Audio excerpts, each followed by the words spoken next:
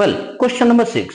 The length of the string between kite and a point on the ground is 90 meter. Length of the string मुझे दे दिया गया है 90 metre. If the string makes an angle theta with the ground, theta angle बना रहा है such that tan theta is equal to 15/8. यहाँ theta दिया नहीं है, थीटा का वैल्यू नहीं दिया है, यहाँ एक रेशियो उठा के दे दिया गया है. तो क्या बोल रहा है, how high is the kite, kite जमीन से कितनी ऊंचाई पे उड़ रहा है ये हमें निकालना है. तो जैसे कि एज यूजुअल हम लोग सबसे पहले फिगर ड्रॉ करते हैं. फिगर कैसे ड्रॉ करेंगे, तो एक काइट उड़ रहा है, तो ये हो गया उसका स्ट्रिंग, इस पॉइंट पे काइट है, मान लेते हैं पॉइंट पे, बी पॉइंट पे एक लड़का है जो उड़ा रहा है, और ये क्या हो गया, एसी काइट का हाइट हो गया, काइट का हाइट हो गया एसी. थीटा एंगल कहां पे बना रहा है, यहां पे बना रहा है थीटा एंगल.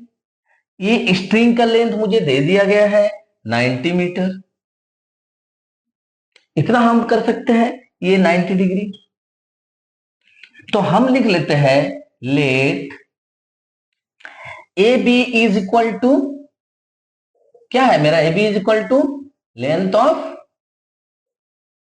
स्ट्रिंग, वो जो धागा है उसका लेंथ है ये. एसी क्या है अपने लिए, AC is equal to height of kite, ground level से जो उसका हाइट है काइट का वो है मेरा AC. BC क्या है, डिस्टेंस. तो यहां हम BC को इसलिए लिखते हैं क्योंकि हमें tan थीटा का रिलेशन दो, मैं बताता हूं तुम्हें आगे. तो ये BC क्या है, BC डिस्टेंस किसका, ये जो स्ट्रिंग है और ये जो काइट उड़ रहा है ठीक उसके नीचे उस पॉइंट के बीच का डिस्टेंस है. तो डिस्टेंस, अब ये देखो कि यहां मुझे तो थीटा तो दिया है बट थीटा का वैल्यू नहीं दिया है. तो थीटा जो कि चूंकि दे चुका है तो इस एंगल थीटा के लिए, यानी for angle A B C is equal to theta के लिए हम लिख सकते हैं कि P is equal to AC. ये जो AC है ये मेरा P का काम कर रहा है, और ये जो B है वो मेरा BC का काम कर रहा है, ये जो मेरा BC है ये B का काम कर रहा है.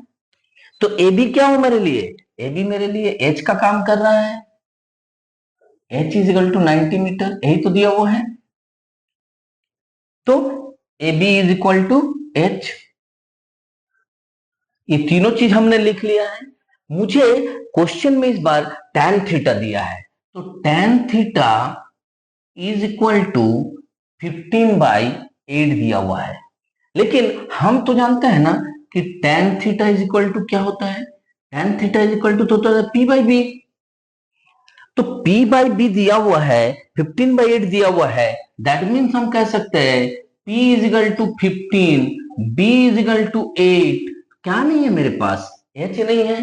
क्या H हम निकाल सकते हैं, यस. हम लोग तो बहुत पहले ट्रिगोनोमेट्रिक रेशियोज में ये सब चीज सीख चुके हैं कि H square is equal to P square plus B square, यानी कि 15 का स्क्वायर प्लस 8 का स्क्वायर, यानी 225 प्लस 64. तो H इज इक्वल टू कितना हो जाएगा, अंडर रूट 289 यानी 17. तो H हमें मिल गया, H मिल गया ट्रिगोनोमेट्रिक रेशियोज से.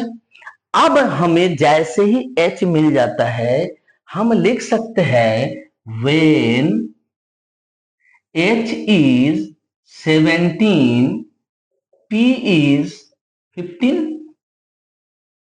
जब H मेरे लिए 17 है उस समय P तो 15 है.